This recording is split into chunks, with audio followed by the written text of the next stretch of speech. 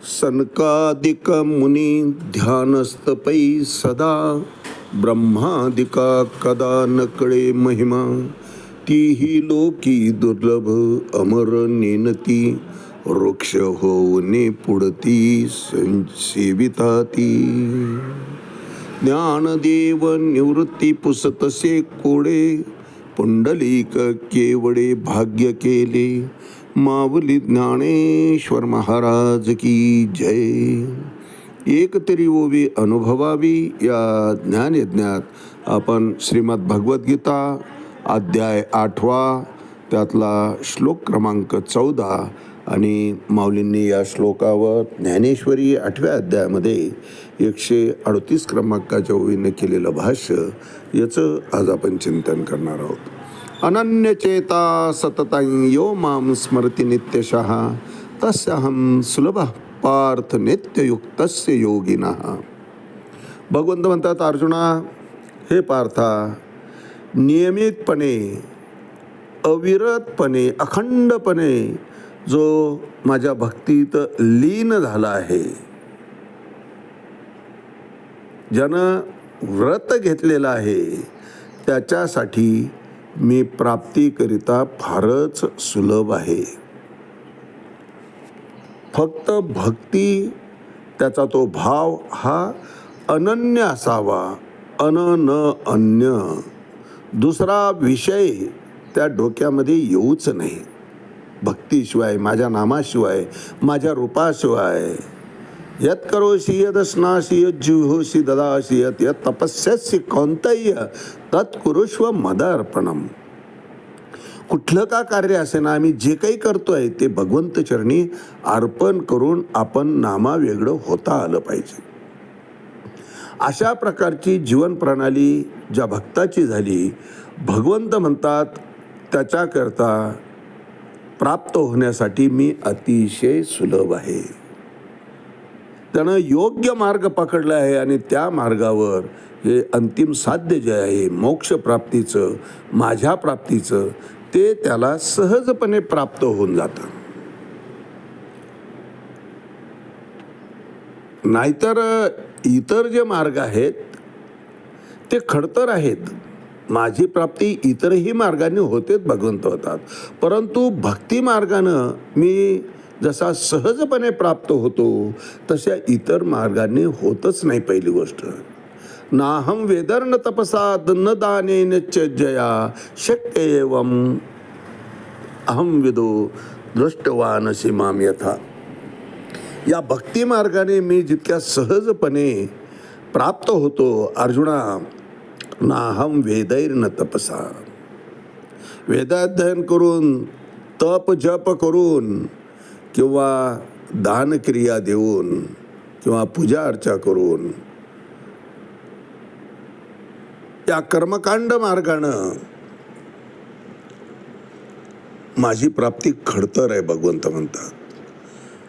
परंतु जो काया वाचा मने माझा झाला, सर्व भावे माझ्या ठिकाणी शरण आला, अर्जुना, त्याचा सर्वस्वी मी स्वीकार करतो. आणि कुरुक्षेत्री भगवंताने तसा स्वीकार केलाय महाराज अर्जुनाचा.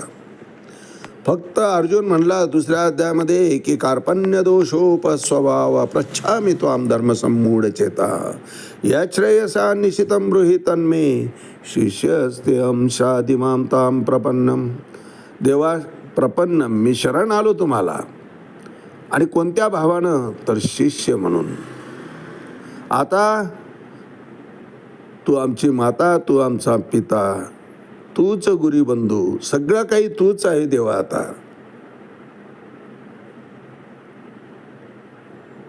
आणि गुरुचं एक स्वभाव सांगितला माऊलींनी, जैसा शिष्या ते गुरु सर्वथा नेने अवेरू. अगदी त्याप्रमाणे तू आता माझा अवेर करू शकत नाही भगवंता. आणि माझ्याकरता आता काय सोयीचं असेल, काय हिताचं असेल, माझ्या हिताचं, ते तू मला सांग, मी तसं वागतो. अशा सोपान वृत्तीमध्ये जीव जेव्हा येतो, स्वतःचं डोकं चालवायचं बंद करतो, भगवंत संकेत देईल त्याच मार्गानं सद्गुरूची कृपा होईल आणि सद्गुरू मार्ग दाखवतील.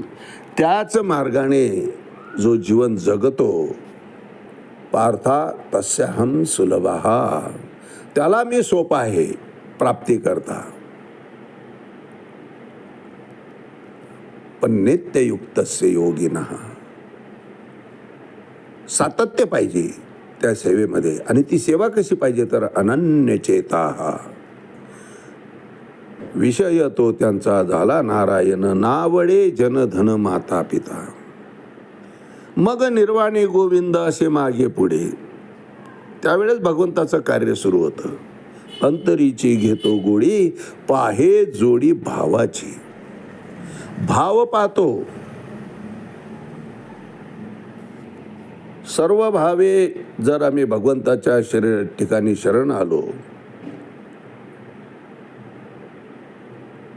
तर भगवंत सुद्धा सर्वार्थानं जीवाचा स्वीकार करतात महाराज. उद्धारच करून टाकतात. अंगीकार ज्याचा केला नारायणे, निंदते ही त्याने वंद्य केले. त्याचा भूतकाळ काय असेल त्याचं स्मरण सुद्धा जनमानसामध्ये भगवंत ठेवत नाही. इतका वंदनीय करून टाकतो महाराज. फक्त अंगीकार भगवंताने करायला पाहिजे जीवाचा.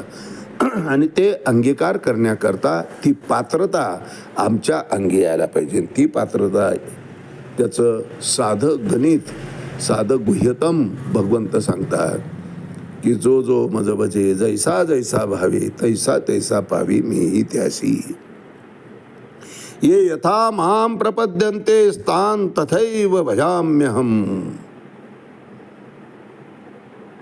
ज्या भावानं माझ्या ठिकाणी भक्त येतो त्याच भावाने मी त्याला भरभरून देत असतो भगवंत म्हणतात. आणि माझ्या ठिकाणी आल्यानंतर काहीच मागणं शिल्लक राहत नाही. मी त्याला देत असलेल्या प्रापंचिक पारमार्थिक सगळा सुखाचा ठेवा जो प्रासादिक रूपानं त्याचा अनुभव घेतो, त्याचा भोग घेतो, अर्जुना त्याचा योगक्षेम मी चालवतो. त्याला कशाचीही कमी पडत नाही. येथ जे जे अपेक्षित ते तैशेची पाविती समस्त.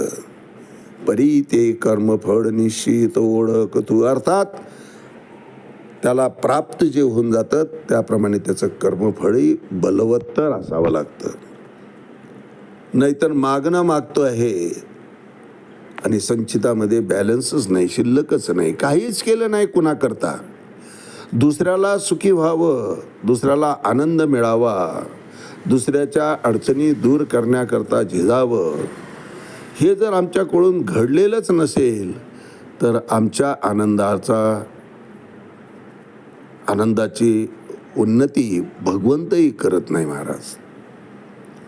पण एकदा जर आम्ही दुसऱ्याकरता जगायला सुरुवात केली, देह झिजविती परोपकारे या संतांच्या उक्तीप्रमाणे जर निस्वार्थपणे निष्काम भावनेनं निर्हेतुकपणे आम्ही जेव्हा कार्य सुरू करतो त्यावेळेस ते कार्य राहत नाही, कर्म राहत नाही, धर्म होऊन बसतो महाराज. तिथूनच धर्म सुरुवात होत असतो. आणि मग भगवंत म्हणतात मग ज्या क्षणी अर्जुना तो सर्व भावे माझा झाला त्याच क्षणापासून मीही त्याचा होऊन जातो आणि त्याला कशाचीही कमी पडू देत नाही. मागे पुढे उभा राहे सांभाळित, आली आघात निवाराया. त्या भक्तापर्यंत येणारे दुःख, येणारे कष्ट मी जाऊच देत नाही. मीच ते सहन करतो. त्याच्या जागी मीच होतो, कारण तो माझ्या ठिकाणी आलेला असतो.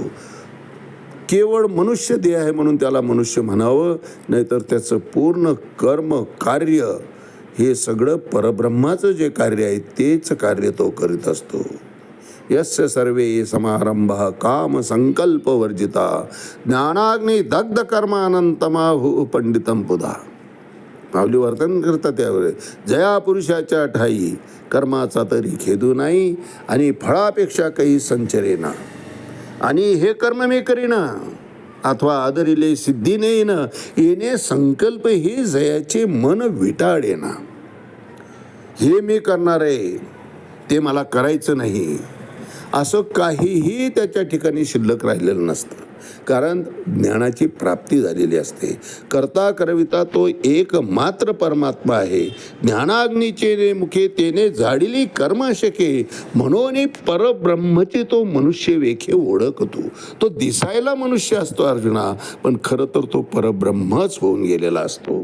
त्याच्यात आणि माझ्यात फरकच राहिलेला नसतो. तो हा विठ्ठल बरवा, तो हा माधव बरवा. एक तत्व होऊन जातं. त्या ठिकाणी द्वैत संपून गेलेलं असतं. जीवदशा त्याची संपून गेलेली असते. त्यामुळं सुख आणि दुःख, यश अपयश इतकंच काय, जन्म मृत्यू या उपाधी त्याला विचलित करू शकत नाही. यावर भाष्य करताना माऊली ज्ञानेश्वरी 138 क्रमांकाचे म्हणतात, एरी शरीराची आ सलिली असते पण हे सावली वाचोनी चंद्रिका ते ठेली चंद्रिये आहे. दृष्टांत देतात माऊली या ठिकाणी. भगवंत अर्जुनाला सांगतात, एरी शरीराची सलिली असते पण हे सावली. याशिवाय त्यांच्या या शरीररूपी पाण्यामध्ये आत्मा आहे असं वरवर दिसतं, प्रतिबिंब दिसतं ना आपल्याला. सूर्य एकच आहे महाराज किंवा चंद्र एकच आहे, पण खाली जर 100 भांडे आम्ही ठेवले तर 100 भांड्यामध्ये त्याचं प्रतिबिंब दिसतं. म्हणजे का 100 भांड्यामध्ये तो चंद्र किंवा तो सूर्य आहे का? नाही, त्याचं प्रतिबिंब आहे महाराज. तसं हे शरीररूपी जे भांडं आहे, या भांड्यामध्ये त्या आत्म्याचं प्रतिबिंब दिसतं. वास्तविक तो त्यापासून वेगळा आहे. ते पडलेलं प्रतिबिंब खोटं आहे, मिथ्या आहे.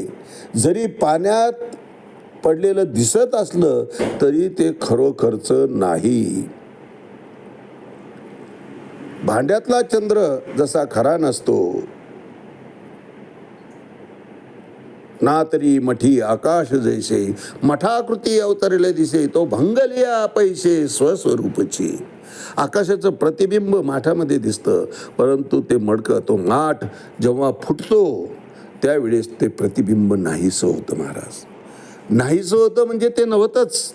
खरं स्वरूप जे आहे ते वर आकाश आपल्या ठिकाणी स्थित आहे, त्याचं प्रतिबिंब फक्त माठात होतं. तसं आत्मा सनातन आहे, अविनाशी आहे, फक्त तो शरीरामध्ये प्रतिबिंबित झाला आहे असा आपल्याला आभास होतो. वास्तविक त्याचं स्वरूप नैनम छिंदंती शस्त्राने नैनम दहती पावका न चैनम क्लेदयंत्या पुन शोषेती मारुता. असं अविनाशीच त्याचं स्वरूप आहे. शरीराशी तो कधीच ऐक्य पावत नाही.